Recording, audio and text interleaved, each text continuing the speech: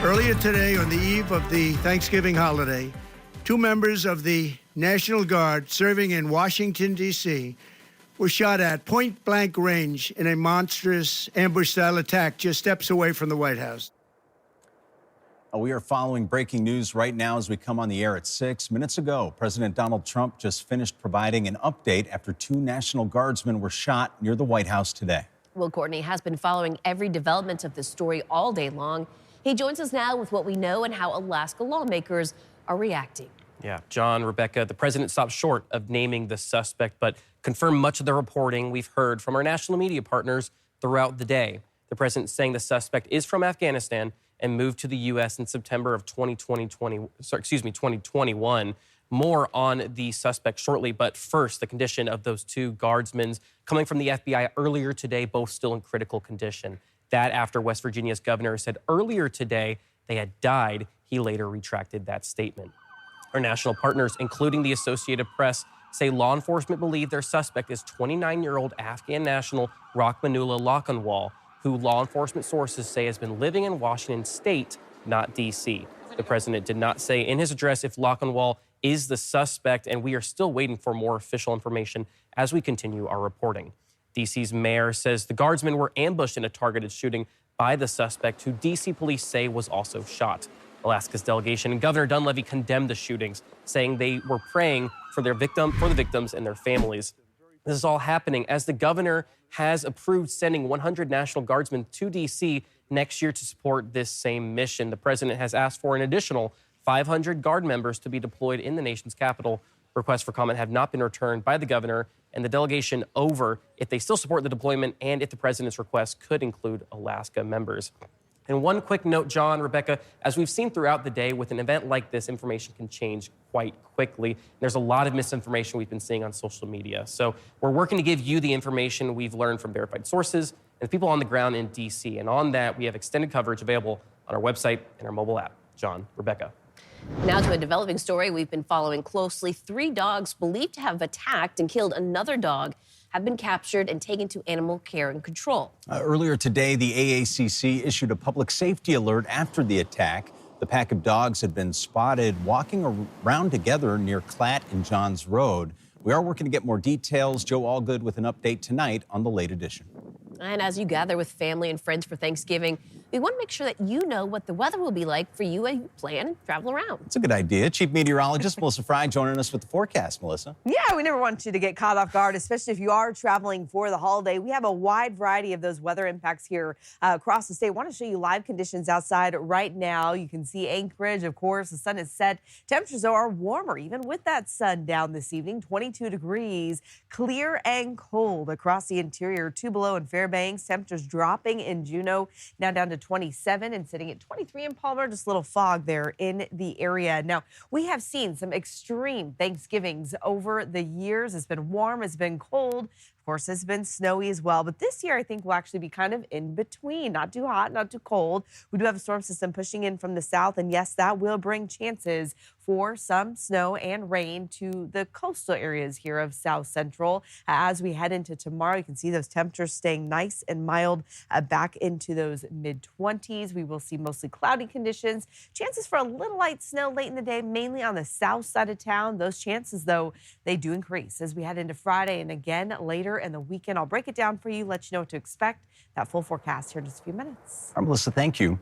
Well, for hundreds of our Western Alaska neighbors evacuated by former Typhoon Halong, this Thanksgiving will be spent far from home. Now, they left behind loved ones who stayed to clean up and sentimental items that they carry family history.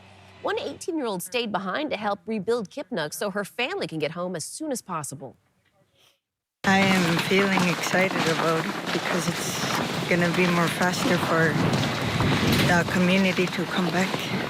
According to emergency managers, this week, emergency response efforts transitioned to recovery efforts as volunteer groups pulled out of the area due to winter conditions. You can watch the full story right now on our website and our mobile app. The Rasmussen Foundation awarded $1 million in grants to fight hunger in Alaska. 6 organizations statewide received these grants. 1/4 of the funds are going to organizations in the interior. Both the Fairbanks Community Food Bank and Breadline Inc. received funding. According to Breadline, the $50,000 they received will help them purchase food, which has become a growing part of their budget over the last few years. And for the Fairbanks Community Food Bank, the $200,000 grant they were awarded will create 100,000 meals, according to the CEO. And she says it's truly beneficial that both organizations receive grants since they target different populations in the interior. And if you are in need of a Thanksgiving meal, here's how you can get a free one tomorrow. In Anchorage, some of those include Beans Cafe, Mama Carol's, Mountain View Shell, and the Eagle River Lions Club all start serving at noon. The Downtown Soup Kitchen Hope Center and Eastside Mini Mart offering free meals starting at 2 o'clock. And tonight, Girdwood Community Center and Alyeska Resort are serving meals until 8 o'clock. Tomorrow in Fairbanks, there's a free Thanksgiving potluck, and that is happening at the Ravens Landing Senior Center, and that's from noon to 3. Bobby's Downtown Restaurant will also serve meals from noon to 4. All right. Well, Rebecca, you said it. Thanksgiving is tomorrow, and the holiday festivities, they're just going to keep rolling through the end of the year. It's such a fun time of year. Of course, one tradition is returning this weekend. We're talking about the annual holiday tree lighting at Town Square in Anchorage. And joining us tonight, the Executive Director of the Anchorage Downtown Partnership, Radhika Krishna. Thank you for being here, Radhika. Tell us about the longstanding tradition of lighting up the town square, and is there any symbolism for the lighting of that big tree? Yes, thank you so much for having me. We're so excited to host this year's tree lighting celebration again. It's been an Anchorage tradition for more than 50 years. It'll take place in Town Square Park from 6 to 8 p.m. this Saturday. And of course, it's made possible by ConocoPhillips Alaska, by Chugach Electric, by so many partners. There'll be free hot chocolate from the Salvation Army. There'll be community theater and dance and caroling performances from community groups. There will, of course, be Santa and his elves, and there will be pictures with Santa. Everyone can meet Santa's reindeer, who I think are named Blizzard and Snowflake. So it's really just a wonderful celebration for generations of Anchorage families, and it's just the way that we kick off the holiday season here in Anchorage. And should we expect anything different this year, or all the traditional things? Lots of traditional things. And then the other thing that's happening this Saturday is also Small Business Saturday, happening throughout the state, throughout the city, but especially in downtown Anchorage. So we have a map with more than 30 participating businesses all throughout downtown that are offering deals, discounts, special events. There are big craft fairs at the museum. There are performances of the Nutcracker. So not just the tree lighting, a whole day, a whole weekend of festivities, and then lots more happening as we go into the winter with craft fairs, celebrations, performances, and more. So we hope everyone comes and joins us downtown to kick off another 30 years or 50 years or 100 years of family events. Yeah, we'll keep it going. And thank you for bringing up Small Business Saturday. Good thing to remember. So a lot going on this weekend downtown. You mentioned it, but some event details. Again, when is this taking place? And also, do you have any recommendations when it comes to maybe parking? Always parking. In downtown Anchorage, man. There's so much parking. So check out Easy Parks online maps. There are lots of maps. There's free street parking all weekend. So just know that nobody has to pay to park in the street. And then you're going to see this map in so many places. So you can go to our website, anchoragedowntown.org. You can look on social media. But every business is going to have their own hours, and there will really be stuff going on all day. Awesome. Thank you so much, and have a great time tomorrow. And of course, the Holiday Square tree lighting event is taking place this Saturday night, starting at 6 o'clock. Radhika, thank you. And across Alaska, veterans were honored November 11th. One organization in the interior decided it was also important for veterans to have something for themselves. Yeah, that came in the form of a recent flag retirement ceremony. Adrian Peterson tells us why American Legion Post 99 thought it was needed and how it ties into ongoing efforts. We wanted to have something that the veterans themselves could feel that they were contributing to, not just being honored.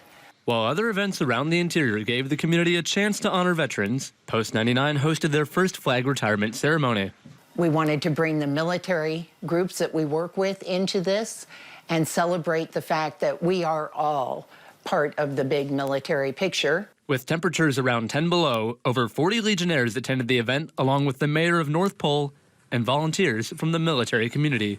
But the ceremony also connected to ongoing efforts that began just months prior. We just put out 3 flag collection boxes this summer in the Salcha and North Pole community, and they were flooded with flags that needed to be retired. Those efforts brought in more than 100 American flags that were retired during the ceremony. Dahl says the grommets of those flags will now wait to be buried this summer as Post 99 hopes to continue the collection and retirement of flags for the community.